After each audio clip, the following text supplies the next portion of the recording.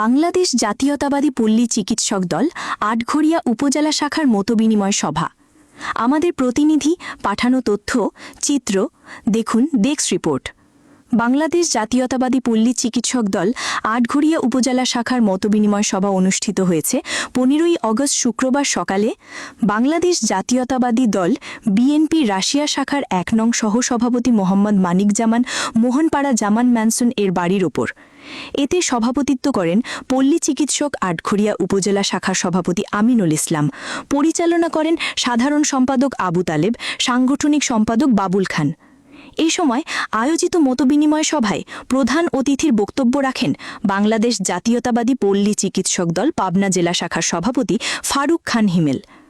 বিশেষ অতিথির বক্তব্য রাখেন জেলা শাখার সাধারণ সম্পাদক আলহাজ খান, জাতীয়তাবাদী পল্লী চিকিৎসক নাটোর জেলা শাখার সাংগঠনিক সম্পাদক আবু সাইদ, মাঝপাড়া ইউনিয়ন বিএনপির সাবেক সাধারণ সম্পাদক মাসুদ মণ্ডল।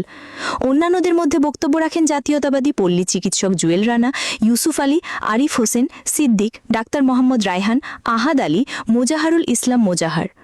উক্ত অনুষ্ঠানে পল্লী চিকিৎসক দল নেতৃবৃন্দ উপস্থিত ছিলেন।